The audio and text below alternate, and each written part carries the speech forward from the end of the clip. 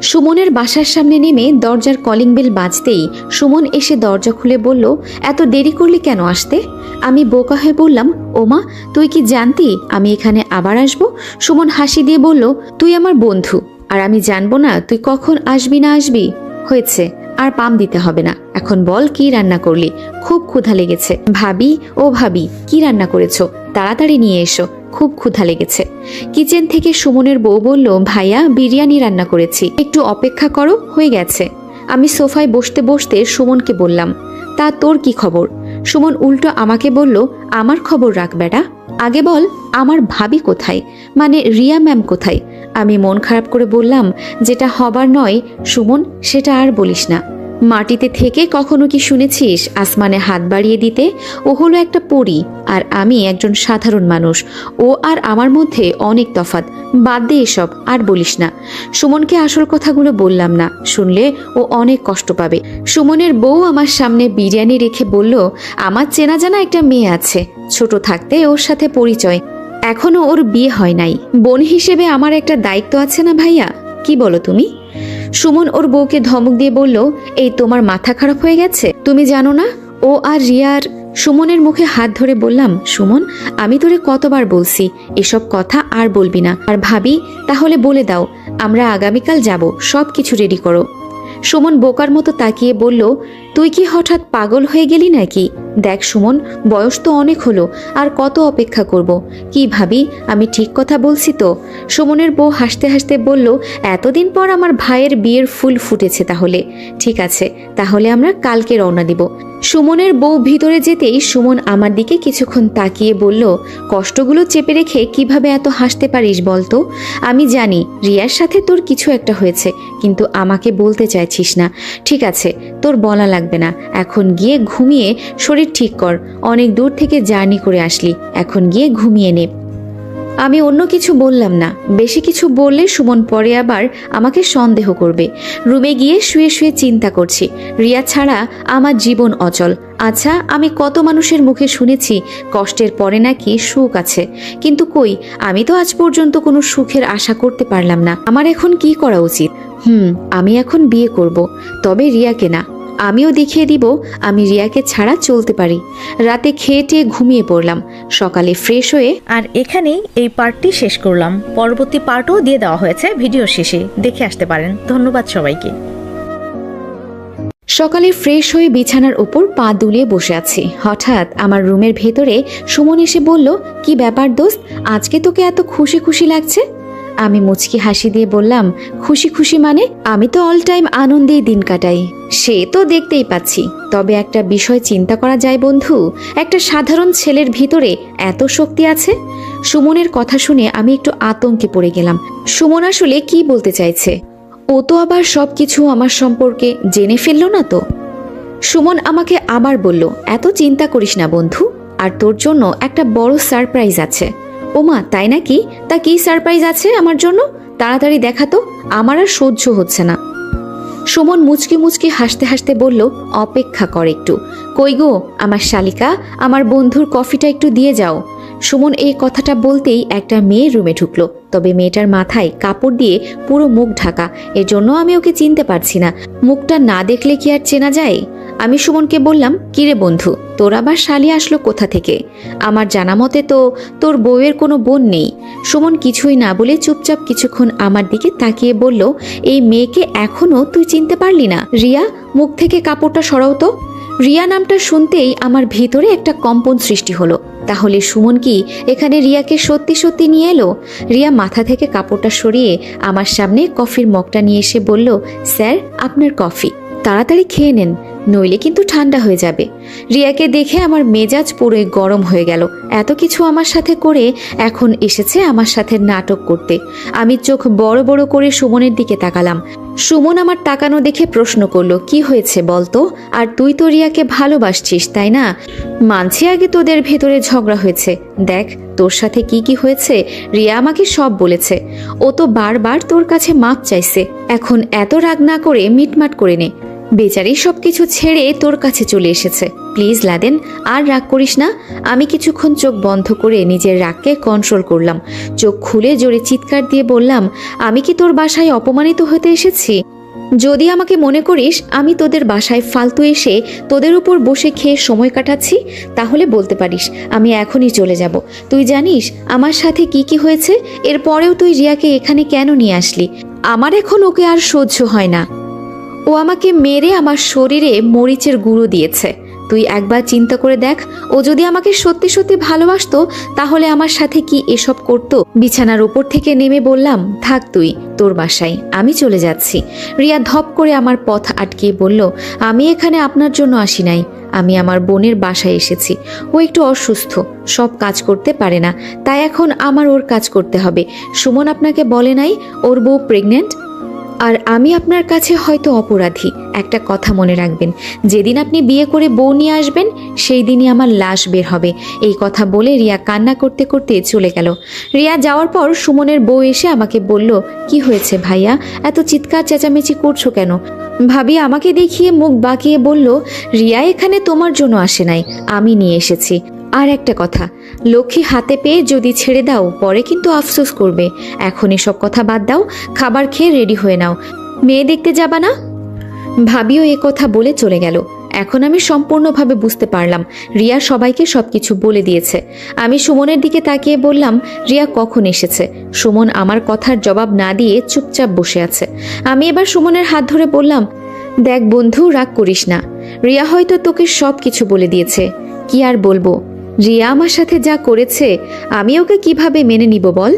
সুমন শুধু বলল, তুই এখন নিজের চিন্তা নিজেই করতে পারিস, এমন নয় তো যে তুই নিজের সিদ্ধান্ত নিজে নিতে পারিস না। তবে একটা কথা বলি, যা করিস আর না করিস হারিয়ে যাওয়ার পর আফসোস করিস না। আর রিয়াকে এখানে তোর ভাবি নিয়ে এসেছে, ইদানিং ও একটু অসুস্থ তো এজন্য। আমার সাথে রাগ করলি কি সুমন? আরে ধুর, রাগ করার কি আছে বল। এখন চল নাস্তা করে রওনা দেই, যেতে যেতে অনেক দেরি হয়ে যাবে। তার আগে আমাকে একটা কথা বলতো, তোর বউ প্রেগনেন্ট, আমাকে আগে বললি না কেন? আর আমার মিষ্টি কই বলতো? সুমন হাসি দিয়ে বলল, তোর সাথে আমার যোগাযোগ আছে বল? কিভাবে তোকে বলবো যে আমার বউ প্রেগনেন্ট? আর মিষ্টি খেতে হলে নিজের পকেট থেকে কিনে খা, আমার কাছে টাকা নেই শালা। তুই তো দেখি জন্মের কিপটা। আচ্ছা তুই আয়, আমি দেখি তোর ভাবি কি বলে। আর তুই কি সত্যি আজকে মেয়ে দেখতে যাবি? আমি মাথা নিচু করে বললাম, আমার মন থেকে সবকিছু উঠে গেছে, তোরা যা চিন্তা করছিস তা কখনোই হবে না। সুমন আর কিছু বলল না, চলে গেল। বিছানায় বসে বসে চিন্তা করছি, রিয়াকে আমি ভালোবাসি ঠিকই, কিন্তু এই মুহূর্তে আমার কি করা উচিত আমার মাথায় ঢুকছে না। আগে দেখে কি করা যায়, পরিস্থিতি বুঝে সবকিছু করতে হবে। আচ্ছা, আমি কি রিয়াকে এখন বিয়ে করব নাকি বিয়ে করব না? দুলাভাই কি করেন? সামনে তাকিয়ে দেখি সেতু ললিপপ খেতে খেতে রুমে ঢুকে এই কথাটা বলল। সেতুকে দেখে আমি বললাম, তোমার বোনের সাথে সাথে তুমিও এখানে চলে আসলে?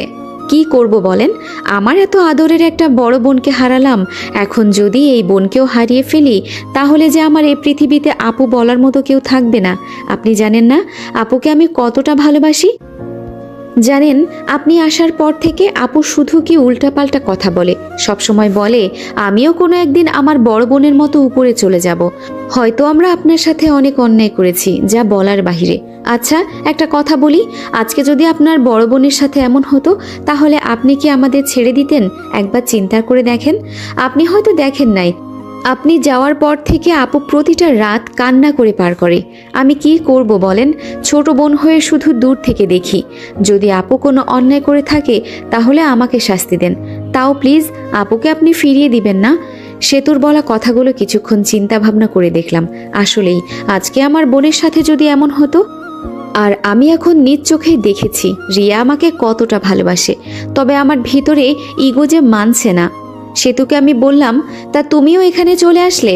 সবাই মিলে কেন আমার পিছনে পড়ে আছো বলো? আমি ছাড়া কি এই পৃথিবীতে কোনো ছেলে নেই? নিজেকে বিশ্বের বিরাট বড় হিরো মনে করেন নাকি? আমি নিজেকে হিরো মনে করি আর যাই করি সেটা তোমাকে কেন বলবো? আর তোমরা পরি মেয়েরা না জিনদের বিয়ে করো, হঠাৎ করে এমন আঠার মতো মানুষের পিছনে পড়ে আছো কেন? আপনি তো দেখি খুব ভালো নাটক করতে পারেন। মিষ্টি খেয়ে বলছেন আমি মিষ্টি খাই না। আচ্ছা, আপুকে ছাড়া আপনি কি ভালো থাকতে পারবেন? সেতু দেখো, আমার মেজাজ গরম হওয়ার আগেই তুমি এখান থেকে চলে যাও। নইলে কিন্তু খুব খারাপ হবে বলে দিলাম। তুমি আমার সাথে কি কি করেছো মনে আছে তো? এজন্য বলছি আমাকে পুরনো কোনো কিছু মনে করিয়ে দিও না, নইলে কিন্তু খুব খারাপ হবে বলে দিলাম। সে তো মন খারাপ করে বলল, সত্যি আপনার মতো কোনো মানুষ হয় না। আজকে একটা সত্যি কথা বলি, আপু যদি আপনাকে না ভালোবাসতো তাহলে আপনাকে আমি পাওয়ার জন্য যুদ্ধ বাঁধিয়ে দিতাম। জানেন, আমার আপন বড় বোন মারা যাওয়ার পর থেকে আমার মানুষ জাতির ওপর এত রাগ হয়েছিল বলার বাহিরে। আর এখন আপনাকে দেখলে আমি আফসোস করি।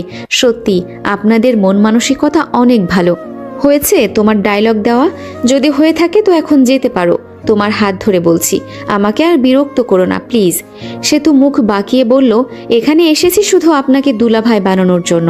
আমিও দেখে নিব আপুকে রেখে কিভাবে অন্য একজনকে বিয়ে করেন। এই বলে সে তো রুম থেকে বেরিয়ে গেল। মনে মনে বললাম, সকাল সকাল আমাকে সব কয়টা পাগল বানাতে এসেছে। আমার আরও আগে সুমনকে সব কিছু বলার দরকার ছিল, নইলে এসব আর হতো না। কি এক জ্বালায় পড়লাম যে। রুম থেকে বের হয়ে টেবিলে গিয়ে বসতেই রিয়া এসে আমার খাবার দিতে লাগলো। মনে মনে বললাম, যে একটা রাজ্যের রানী তাকে বরং খাবার দেওয়ার জন্য ৩-৪ জন দাসী নিযুক্ত থাকে, আর আজকে সে আমাকে কিনা খাবার বেড়ে দিচ্ছে। বিষয়টা চিন্তা করার মতো, বলার মতো ভাষা আমি হারিয়ে ফেলেছি। রিয়ার দিকে আমি ভালো করে একবারও ফিরে তাকাই নাই। জানি রিয়ার দিকে তাকালে ওর মায়ায় পড়ে যাব। হঠাৎ করে সুমনের বউ কিচেন রুম থেকে বের হয়ে বলল, লাদেন ভাইয়া, সব কিছু রেডি আছে, তুমি নাস্তা করে তৈরি হয়ে নাও। এই কথাটা বলতেই রিয়া আমাদের সামনে থেকে চলে গেল। ভাবি আমার মাথায় হাত দিয়ে বলল, তুমি আমাকে যেদিন বাঁচিয়ে এখানে নিয়ে এসেছো সেদিন থেকে আমি তোমাকে নিজের বড় ভাই মনে করি। ছোট বোন হিসেবে একটা কথা বলি ভাই, মন খারাপ করো না। আমরা মানুষের ভেতরে কত ভুল হয়, অনেক সময় দেখা যায় আমরা ইচ্ছের বিরুদ্ধে ভুল করে বসে থাকি। এমন ভুল তো সবার ভেতরেই হয়। আমি তোরে অন্য কিছু বলবো না, তুই যেটা ভালো মনে করিস তাই কর। সব কিছু শেষ হবার পরে কিন্তু আর আফসোস করিস না। মানুষ বলে ভালোবাসার জন্য সবাই নাকি সব কিছু করতে পারে, আর তুই তো আজকে হয়তো নিজ চোখেই দেখলি রাজপ্রাসাদ ছেড়ে কোথায় এসেছে। এখন যা, আর কিছু চিন্তা করিস না, রেডি হয়ে নে, আমরা এখন তোর জন্য মেয়ে দেখতে যাব। সুমন চুপচাপ নাস্তা খেয়ে উঠে চলে গেল। সে তো আমার দিকে একবার তাকিয়ে বলল, আমাকে শেষ একটা সুযোগ দিয়েন ভাইয়া, আপুকে আপনি শুধু বিয়ে করবেন, এর বিনিময়ে আমাকে আপনি যা বলবেন আমি তাই করব। এই বড় বোনের জীবন থেকে অনেকগুলো বছর হারিয়ে গেছে, না জানি আপনি চলে যাওয়ার পর আপুর জীবন নষ্ট হয়ে যায়। এইটুকু বলেই সে তো উঠে চলে গেল। আমি টেবিল থেকে উঠে রুমে চলে গেলাম। রুমে বসে থেকে চিন্তা করছি, কি করব আমি তো রিয়াকে কম ভালোবাসি না, ওর জন্য এত কিছু করলাম, আর শেষে কিনা আমি ওকে ছেড়ে চলে যাচ্ছি। আসলেই তো সেতুর কথা ঠিক। সেতুর বোন না হয়ে আজকে যদি আমার বোনের সাথে এমন হতো তাহলে আমি কি করতাম? লাদেন, হয়েছে? এই তো আপু, হয়ে গেছে, একটু অপেক্ষা করো। তুই না আমাকে ভাবি বলতি, এখন আবার আপু? আমি মুচকি হাসি দিয়ে বললাম, আমি আসলেই দেখো কি বোকা, নিজের বোনকে ভাবি বলছি। হয়েছে, আর ঢং করতে হবে না, এখন তাড়াতাড়ি রেডি হয়ে নে, এমনিই অনেকটা দূরে যেতে হবে। আপু চলে যাওয়ার পর রেডি হয়ে রুম থেকে বের হলাম। সুমন আমার সামনে এসে বলল, আসলেই বলতে হবে, তোকে নীল পাঞ্জাবি আর নীল পায়জামায় বেশ সুন্দর লাগে, সাথে আবার ম্যাচিং করে নীল জুতা, নীল ঘড়ি। তাড়াতাড়ি আমি সুমনের মুখে ধরে বললাম, হয়েছে শালা, তোর আর কিছু বলতে হবে না, আমার নীল কালার পছন্দ দেখেই তো সবকিছু নীল পরি, আর তুই আমার সাথে মজা করিস। সুমন আমাকে ইশারা করে দেখিয়ে বলল, সিঁড়ির দিকে তাকিয়ে দেখ তো একবার। সুমনের কথা মতো আমি সিঁড়ির দিকে তাকিয়ে তো বোকা হয়ে গেলাম। রিয়া আবার আমার সাথে ম্যাচিং করে নীল শাড়ি পরেছে, আবার সেই সুঘ্রাণ ব্যবহার করেছে, যেটা আমাকে প্রায় পুরো পাগল বানিয়ে দেয়। কি আর বলবো, রিয়াকে দেখে যেন আমি আবার নতুন করে ক্রাশ খেলাম। এমনিতেই ও এত সুন্দর, তার উপরে আজকে আবার সাজুগুজু করেছে। কি আর বলবো, একদম পরীর মতোই লাগছে। ধুর, আমার কি মাথা খারাপ হয়ে গেছে? ও তো এমনিতেই একটা পরী, আবার আমি বলছি পরীর মতো লাগছে। সুমন হাসতে হাসতে বলল, কি দেখিস এমন করে? আমি তাড়াতাড়ি সুমনের দিকে তাকিয়ে বললাম, এত মানুষ যাওয়ার কি দরকার আছে? সুমনের বউ এসে বলল, সব কিছু রেডি, এখন চলো যাওয়া যাক। বাহিরে এসে দেখি আমাদের জন্য মাইক্রো দাঁড়িয়ে আছে। সুমনের দিকে তাকাতে সুমন বলল, আমি তোর জন্য এইটুকু ব্যবস্থা করতে পারবো না, যতই হোক তুই আমার বন্ধু। সুমন গিয়ে সামনে বসলো। আমি যেই ভিতরে যাব তখন আপু আমার হাত ধরে বলল, আরে ধীরে ওঠ, আমরা মেয়ে মানুষ, আমরা আগে উঠি। কি আর করা, আপু আর সে তো আগে উঠলো, পরে রিয়া। আমি ভিতরে গিয়ে দেখি আমার সিটটা রিয়ার পাশে পড়েছে। রাগে আমার মেজাজ পুরাই হট হয়ে গেছে। সুমন হাসি দিয়ে বলল, তাড়াতাড়ি বসে পড়, পরে আবার আমাদের যেতে দেরি হয়ে যাবে। দাঁতে দাঁত চেপে কোনো মতে রিয়ার পাশে গিয়ে বসলাম। রিয়ার পাশে বসতেই কেমন যেন আলাদা একটা অনুভূতি আমার ভেতরে এসে গেল। ড্রাইভার গাড়ি চালাতে লাগলো। হঠাৎ করে সুমন বলল, লাদেন একটা কথা বলবো। বল, কি বলবি? না মানে আমি বলতে চাইছি, তুই কি তোর জীবনে কারোর প্রেমে পড়েছিলি? সুমনের কথা শুনে আমার রাগ মাথায় উঠে গেছে। শালা আমার সম্পর্কে সব কিছু জানে, এরপরেও এসব প্রশ্ন করছে। হঠাৎ করে গাড়ির চাকা বাহিরে কোনো কিছুর সাথে লাগার কারণে রিয়া আমার উপরে এসে পড়ল। কি যে একটা বিপদে পড়লাম, না পারছি কিছু বলতে, না পারছি কিছু করতে। রিয়ার দিকে একবার চোখ গরম করে তাকাতেই রিয়া ভয়ে চুপচাপ হয়ে বসে পড়ল। সুমন আমাকে আবার প্রশ্ন করলো, লাদেন আমি কি বলেছি? আমার প্রশ্নের উত্তরটা দিবি না? দেখ সুমন, মেজাজ এমনি অনেক গরম হয়ে আছে, এর ভেতরে আমাকে আর রাগান্বিত করবি না। আর তুই কি এখন আমার সাথে মজা করছিস? আপু আমার দিকে তাকিয়ে বলল, ঠান্ডা খাবি? এনে দিব কি? আমি কিছু বলার আগে রিয়া বলে দিল, শুধু ঠান্ডা খেলে কি হবে? তোমার ভাইকে বরফ দিয়ে গোসল করিয়ে আনো, তাহলে মেজাজ হয়তো কিছুটা ঠান্ডা হবে। আমি আর কারো কোনো কথার উত্তর না দিয়ে চুপচাপ বসে আছি। আমি জানি রিয়া সবাইকে ওর দলে নিয়ে গেছে। সবাই এখন চাই আমি যেন রিয়াকে বিয়ে করি। প্রায় 2 ঘন্টা জার্নি করার পর আপু বলল, আমরা চলে এসেছি। আমি শুধু আপুর দিকে তাকিয়ে বললাম, তুই না বলেছিলি আমাদের অনেক দূর যেতে হবে, আর এখন এত তাড়াতাড়ি আমরা চলে এলাম? এত নাটক করার কি দরকার ছিল বল? সকাল সকাল তো আমাকে একটু ঘুমাতেও দিলি না। আপু একটা মুচকি হাসি দিয়ে বলল, যে মেয়েকে আমরা দেখতে এলাম, এই মেয়ে কিছুক্ষণ পর কলেজে চলে যাবে, এজন্যই তো তাড়াতাড়ি চলে এলাম। গাড়ি থেকে নামতেই একটি ছেলে আমাদের দিকে এগিয়ে এলো। সুমন আমার কানে কানে বলল, এই ছেলেটা নাকি মেয়ের ভাই, মানে আমার শালা হবে। আপু আর সুমন আগে আগে যেতে লাগলো, সেতু মাঝখানে আর রিয়া আমার সামনে। হঠাৎ আলতো আওয়াজ করে রিয়া বলল, আমাকে ছাড়া অন্য মেয়ে বিয়ে করে তুমি সুখে থাকতে পারবে বুঝি? রিয়ার কথার উত্তর দিয়ে আমি বললাম, মুরব্বীদের মুখে শুনে এসেছি, সবাইকে এক কথা বারবার বলতে নেই, তাহলে ওদের শরীরের ভাব বেশি হয়ে যায়, নিজেকে নিজে চিনতে পারে না। সবাইকে বেশি তেল দিতে নেই। থাক, এখন আর কথা বাড়াতে চায় না, ভালো একটা কাজে এসেছি, প্লিজ এখানে কোনো ধরনের ঝামেলা করো না। রিয়া মুচকি হাসি দিয়ে বলল, ভালোবাসার মানুষ যদি সুখে থাকে তাহলে তাকে আমি কেন বিরক্ত করব? আমার জীবন হয়তো দুঃখে যাবে, নয়তো ওপারে গিয়ে তোমার জন্য দোয়া করব। তবে একটা কথা কি, আমি তোমাকে সত্যিই ভালোবাসতাম, তবে সেটা প্রকাশ করার আগে যে এত কিছু হয়ে যাবে এটা আমি জানতাম না। দোয়া করি তোমার জীবন যেন সুখেই যায়। এই কথাগুলো বলে রিয়ার চোখের পানি মুছল। রিয়ার কথাগুলো শুনে আমার বুকের মাঝে কেমন জানি চিনচিন করে ব্যথা করতে লাগলো। কেন এমন হলো এটা বলতে পারছি না, তবে আমার কেমন যেন মনে হচ্ছে আমি আমার আপনজন কাউকে হারাতে বসেছি। বাসার ভেতরে গিয়ে সুমনের পাশে চুপচাপ বসলাম। আপু আর রিয়া ভেতরে গেল। সেতু আমাদের সামনে গিয়ে বসলো। সেতুর দিকে তাকাতেই সেতু আস্তে করে বলল, দোয়া করি মেয়েটা যেন কালো হয়, আর এই কি যেন বলে না, বয়ফ্রেন্ড নাকি। সুমন সেতুকে ধমক দিয়ে বলল, চুপ করবে সেতু, এসব কথা কেউ বলে, যদি ওদের কেউ শুনে ফেলে তো কি হবে? সেতু আর কিছু না বলে মন খারাপ করে বসে আছে। কিছুক্ষণ পর আপু আর রিয়া বাহিরে আসলো। আপু আমার পাশে বসে বলল, আমি বলছি না মেয়েটা তোর সাথে খুব মানাবে? সাথে রিয়াও তাল মিলিয়ে বলল, ওর সাথে খুব মানাবে, বলতে হবে মেয়েটা অনেক সুন্দর। রিয়ার কথা শুনে আমি ওর দিকে একবার তাকালাম। মনটা চাইছে রিয়াকে আপন করে নিতে, কিন্তু কোনো এক বাধার কারণে পারছি না। আমি জানি রিয়া ওর ভেতরে কতটা কষ্ট চেপে রেখে এসব কথা বলছে, যে কিনা আমাকে এত ভালোবাসে, আর আজকে আমার জন্যই ও মেয়ে দেখতে এসেছে। আমি বুঝতে পারছি না ও কিভাবে এখানে আছে। কিছুক্ষণ পর মেয়ের মা বাবার সাথে আমার পরিচয় হলো। সব মিলিয়ে মোটামুটি সব কিছুই ঠিকঠাক আছে। অনেকক্ষণ পর মেয়েকে আমাদের সামনে নিয়ে আসলো। সুমন আমার কানে কানে বলল, মুখ তুলে একবার সামনে তাকিয়ে দেখ, ভালোই সুন্দর আছে, তুই কি বলিস? সুমনের কথা মতো সামনে তাকিয়ে দেখি সত্যি সুমনের কথাই ঠিক, মেয়েটা মোটামুটি ভালোই সুন্দর আছে, তবে পিচ্চি। মেয়ের বাবা আপুকে বলল, তা মা কিছু হা না উত্তর দাও। আপু আমার দিকে তাকিয়ে ইশারা করে বলল, কি পছন্দ হয়েছে? আমি আপুর দিকে না তাকিয়ে রিয়ার দিকে তাকালাম। রিয়ার চোখে প্রায় পানি আসবে আসবে অবস্থা হয়ে গেছে। এই মুহূর্তে আমি কি বলবো ভেবে পাচ্ছি না, তবে হাসি মুখে আপুর দিকে তাকালাম। আপুও হাসি মুখে বলে দিল, মেয়ে আমাদের পছন্দ হয়েছে, এখন কথাবার্তা বলে সবকিছু ঠিকঠাক করে ফেলি। মেয়ের বাবা বলল, সকালে আসতে বলেছি দেখে আপনারা আবার কিছু মনে করেন নাই তো? আমার মেয়ের আবার পরীক্ষা চলছে তো, এজন্যই বললাম। সুমন মেয়ের বাবাকে প্রশ্ন করেই দিল, মেয়ের যদি পরীক্ষা চলে তাহলে ছেলে দেখেছেন কেন? আগে ভালো করে পড়াশোনা করবে, তারপর না হয়। মেয়ের বাবা হাসি দিয়ে বলল, আমিও এটাই চাইতাম, আমার মেয়ে আগে পড়াশোনা করবে, তারপর বিয়ের চিন্তা করবে, কিন্তু আমার মা মৃত্যুর পথযাত্রী, ওনার একটা আবদার, যাওয়ার আগে আর কি নাতিন।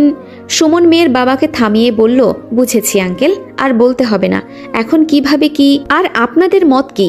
মেয়ের বাবা বলল, আমার মায়ের কখন যে কি হয়ে যায় এর কোনো ঠিক ঠিকানা নেই, এজন্য আমি চাইছি আগামী শুক্রবারে বিয়ের কাজটা শেষ করে ফেলতে। আমার মা মরার আগে তার ইচ্ছেটা পূরণ করে ফেলি। আমার মেয়ে আজকে পরীক্ষা দিলেই শেষ, এখন আপনাদের মত। আমি তো চোখ বড় করে আপুর দিকে তাকালাম। রিয়া হঠাৎ কণ্ঠস্বর নিচু করে বলল, সুমন ভাইয়া, আমি ভেতরে আছি, যদি কোনো দরকার লাগে আমাকে বলবেন, কেমন? আপু আমার দিকে তাকিয়ে একটা হাসি দিল। মনে মনে বললাম, আজকে কি নিজের বিপদ নিজেই ডেকে আনছি নাকি? আমাকে কোনো কিছু জিজ্ঞাসা না করে সুমন উত্তর দিল, আলহামদুলিল্লাহ, আমরাও রাজি আছি। আমার বন্ধু এমনিই চাকরি করে, কয়েকদিন ছুটি নিয়ে এসেছে, আর এই সুযোগে কাজটা সেরে ফেললে ভালো হবে, কি বলেন? মেয়ের বাবাও হাসি মুখে বলল, তাহলে এই কথাই রইল, আমার মেয়ে হয়তো কিছুক্ষণ পর পরীক্ষা দিতে চলে যাবে, তা তোমরা কি কেউ আমার মেয়ের সাথে আলাদা করে কথা বলতে চাও? আপু শুধু বলল, মেয়ে রাজি থাকলেই হবে, কথা বললে আর কি হবে। এভাবেই সব কথা বলতে বলতে অনেকটাই সময় চলে গেল। খাওয়া দাওয়া করে বাসার উদ্দেশ্যে সবাই রওনা দেব বলে বাসা থেকে বের হলাম। তবে আমি শুধু বারবার রিয়ার দিকে তাকিয়ে দেখছি। রিয়া একটাও কথা বলে নাই, কেমন যেন চুপচাপ হয়ে গেছে। গাড়ির ভেতরে সেতুর পাশে গিয়ে রিয়া বসলো, আর আমি আপুর পাশে। সুমন সামনে বসে বলল, তা লাদেন, মেয়ে কি তোর পছন্দ হয়েছে, নাকি পরে আবার আমাদের বকা দিবি? আমি হাসি মুখে বললাম, পছন্দ না হবার কি কারণ আছে, তবে মেয়েটা কেমন যেন পিচ্ছি পিচ্ছি। আপু খুশি হয়ে উত্তর দিল, তাহলে আমরা কি বলে দিব মেয়ে আমাদের পছন্দ হয় নাই, মেয়ে এখনো পিচ্ছি আছে? আমি আপুর দিকে ভালো করে একবার তাকিয়ে বললাম, আমি কি কখনো এই কথা বলেছি? সে তো হঠাৎ করে বলে উঠল, আমাদের আগামীকাল যেতে হবে, এখানে থাকলে আপুর কোনো কিছু হয়ে যেতে পারে, তাই আমি আপুকে নিয়ে চলে যাব। রিয়া সেতুকে ধমক দিয়ে বলল, আমি তোকে বলেছি কিছু বলতে, চুপচাপ বসে থাকতে পারিস না? এই পর্যন্ত বলে রিয়াও চুপ হয়ে গেল। আমি এখন সত্যি বুঝতে পারছি না আমি কি করব। অনেকক্ষণ জার্নি করার পর বাসার সামনে গিয়ে নামলাম। বাসার ভেতরে না গিয়ে বললাম, সুমন, আমাকে এখন এক জায়গায় যেতে হবে, কিছু মনে করিস না। সুমন আমার দিকে তাকিয়ে বলল, হঠাৎ করে তুই আবার কোথায় যাবি? আর আমার জানা মতে তোর তো এমন কোনো দরকার নেই যে তোর কোথাও যেতে হবে। আপু আমার কাছে এসে বলল, ভাইয়া, মাত্র না তোমার বিয়ের সব কিছু ঠিকঠাক করে এলাম, এখন আবার কোথায় যেতে চাইছো? আপু, এমার্জেন্সি একটা দরকার পড়ে গেছে হঠাৎ, কিছু মনে করো না, আমি যাব আর আসব। পাশ থেকে সুমন বলল, তুই যাবি, কোনো সমস্যা নেই, তবে তোর সাথে রিয়াও যাবে। বলা তো যায় না, তুই যদি আমাদের। দেখ সুমন, তুই আমার বন্ধু, আবার আমার বোনের জামাই হিসেবে আমি তোকে মানি। আমি কি তোর সাথে মিথ্যে কথা বলবো বল? আচ্ছা ঠিক আছে, যা, সমস্যা নেই, তবে আজকেই চলে আসবি। রিয়া আমার কাছে এসে আমার হাতে মোবাইলের মতো কি একটা দিয়ে বলল, যদি কোনো বিপদে পড়ো তাহলে আমাকে জানিয়ে দিও, আমি চলে আসব। রিয়ার জিনিস রিয়ার হাতে দিয়ে বললাম, যেই মেয়েকে আমার সাহায্য করতে হয় সবসময়, সে আবার আমাকে কি সাহায্য করবে? আমার কথা শুনে লজ্জায় রিয়া কোনো কিছু না বলে চুপচাপ আপুর পিছনে গিয়ে দাঁড়িয়ে পড়ল। আমি আর কোনো কিছু না বলে সামনে যেতে লাগলাম। তবে শেষে রিয়াকে আমার এসব কথা বলা ঠিক হয় নাই। নিরিবিলি একটা জায়গায় গিয়ে ডানা মেলে শূন্যে উড়াল দিলাম। মাঝে মাঝে একটা বিষয় চিন্তা করলে খুব ভালো লাগে। আগে ছিলাম কি আর এখন হয়েছে কি, হ্যাঁ, চিন্তা করা যায়? নিচে নেমে কোনো মতে মুখ ঢেকে আমাদের বাসার দোকানের সামনে গেলাম। কতদিন পর আমার নিজের বাড়িতে এসেছি, মনটাই ভরে গেল। মুক্তা আমাকে ভেতর থেকে দেখে একেবারেই চিনে গেল। মুক্তা আমাকে দেখার সাথে সাথে দোকান বন্ধ করে সামনে হাঁটতে লাগলো। আমিও ওর পেছনে পিছনে যেতে লাগলাম। কিছুক্ষণ পর মুক্তা নিরিবিলি একটা পরিবেশে দাঁড়িয়ে বলল, কেমন আছো লাদেন? মুক্তার মুখে আমার নাম শুনে আমি খুব অবাক হলাম। তাও মুক্তার কথার উত্তর দিয়ে বললাম, এই তো আলহামদুলিল্লাহ ভালো, তুমি? মুক্তা হাসি মুখে বলল, আমি অনেক অনেক ভালো আছি, যা বলার বাহিরে। তুমি আমার জন্য যা কিছু করেছো না, কি বলবো আর তোমাকে। আমাকে নতুন করে বাঁচতে শিখিয়েছো তুমি। তবে একটা কথা, তোমাকে আর পালিয়ে বেড়াতে হবে না। আমি সেই দিনই থানায় গিয়ে তোমার আম্মুকে যারা খুন করেছে তাদের ধরিয়ে দিয়েছি। আমার কাছে ভিডিও ফুটেজ ছিল, আমি কোনো এক কারণে ভিডিও করে রেখেছিলাম, কিন্তু কোনো একদিন যে এর প্রয়োজন হবে তা আমি জানতাম না। কোর্টে তোমাকে নির্দোষ প্রমাণিত করেছি আমি। তুমি ছিলে না, আমি বলেছি তুমি পালিয়ে অন্য কোথাও আছো। শুধু একদিন সময় করে কোর্টে গিয়ে দেখা করে আসবে। আর তোমার চাচা চাচি সব সময় আমাকে তোমার কথা বলে। তুমি কই আছো, আমি যেন তাদেরকে তোমার কাছে নিয়ে যাই। তুমি একা এত কিছু কিভাবে করলে? মুক্তা মাথা নিচু করে বলল, জীবনটাই তো অহংকার করে কাটিয়ে দিলাম। আবার যখন যাকে পারতাম তাকে ব্যবহার করতাম। আর আমি এসব করতে পেরেছি একজনের জন্য, যে আমাকে এখানে আসার পর থেকে সব সময় সাহায্য করেছে। সেই ছেলেটি হলো রাসেল। আমি হাসতে হাসতে বললাম, তাহলে শেষমেশ ভালোই হয়ে গেলে। তার টাকা পয়সা? মুক্তা আমাকে থামিয়ে দিয়ে বলল, দোকান দেখিয়ে ব্যাংক থেকে লোন নিয়েছি। সব কিছু বুঝলাম। আচ্ছা সমস্যা নেই, আমি কয়েকদিন পর আসছি, চিন্তা করো না। আর মায়া আর আমার সৎ বাবা কি করতো? মুক্তা এই সম্পর্কে কোনো কিছু না বলে বলল, ওদের কথা বাদ দাও, অন্য একদিন বলবো।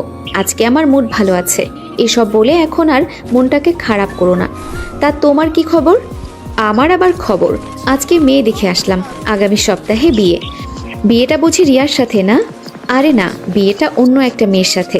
তুমি তো জানো রিয়া আমার সাথে কি কি করেছে, এরপরেও ওকে আমি কিভাবে বিয়ে করি। মুক্তা আমার কথা শুনে